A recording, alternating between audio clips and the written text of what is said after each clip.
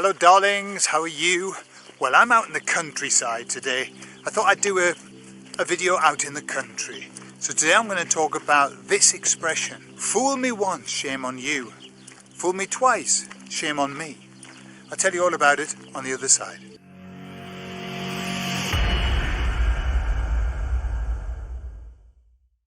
So when I lived in Morocco, when I moved to Morocco, I had to learn a whole new set of cultural norms, and that was quite difficult, learning cultural norms. And I remember once I got invited to a wedding, and so I went there and I was seated with the foreigners, I remember, at a table full of foreigners, and it was very nice, very posh wedding. And the dish came onto the table, the food, they served the food, and it was tagine. I don't know if you tried Moroccan tagine, but it's very sweet, full of raisins, and it's beautiful. So I did what every good British person would do, and I filled myself up with the tagine to about 95%. Why do we fill ourselves up to 95%? Because you've got to leave room for pudding. You can't fill yourself up, you've got to leave room for pudding. But however, we do have another expression, which is there's always room for pudding, isn't there? There's always room for pudding. And especially if it's ice cream, because ice cream melts in your mouth, so it's not really classed as eating, it's more like drinking. So anyway, I filled myself up to 95% and was feeling very happy and waiting for the pudding to come. And the waiters came and they whisked away the plate with the top tablecloth. They took the whole thing away with them, leaving behind another tablecloth, another clean, pristine tablecloth. I thought, oh, that's interesting, isn't it? And then the next dish came, which was another big dish, a Moroccan couscous or something of that nature. And I thought, oh hell, what am I going to do? What am I going to do? I'm nearly full. So, but, you know, we had to show true British strength, and so I started eating that, thinking, oh well, you know, I'll have to just forgo the pudding. And then we finished the couscous, and the waiters came and they whisked that away with the tablecloth. And it was at that point I realised that, hang on a minute, if I count the tablecloths, then I might know how many more dishes were coming. Much to my horror, as I reached underneath, I discovered there were three more tablecloths. And so there were 3 more dishes to come. And sure enough, the next dish was half of a roast lamb. Half a roast lamb. Now, they never serve the best dishes first in Morocco.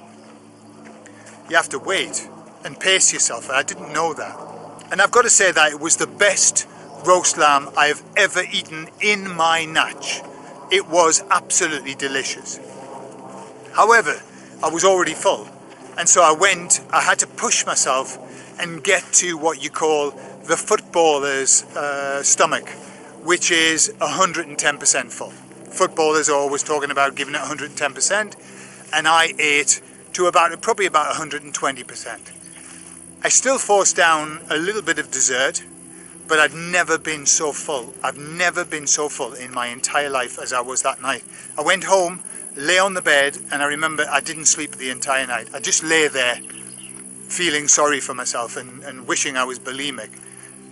So, why am I telling you this story? Well, after that, at every special event, I counted the tablecloths before we started. So I knew how to pace myself. So I never went mad on the first dish, even though it was delicious and I was really hungry. No, wait for the roast lamb. That's what I used to say, wait for the roast lamb. So we are in the same place now. We keep seeing the same patterns running. We hear politicians making promises. And we can either believe it, even though every single time that they've ever made a promise, they haven't fulfilled it. Except for one politician, which you know who that is. Except for one politician in the US, and except for one politician in the UK, he's a nice man. But generally, politicians, their word is worth nothing. I'll give you another metaphor, that of something that used to happen to me in Morocco. In Morocco, they drive very badly. And when I say badly, that's the biggest understatement that you could possibly say. In Morocco, when you step onto the road in a car or as a pedestrian, you take your life in your hands. There are no rules, it's just every man for himself and woman. And when I used to park in every street in Rabat, there was a little man who would watch the cars.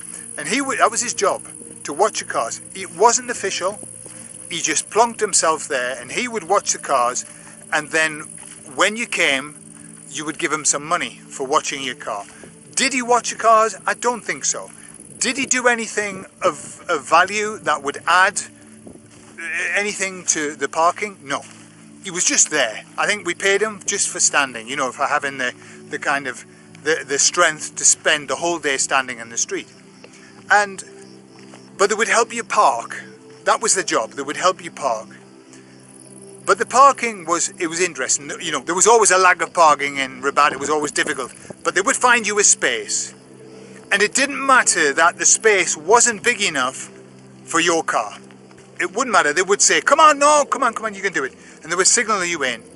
And what they would do is they would do what's called touch parking.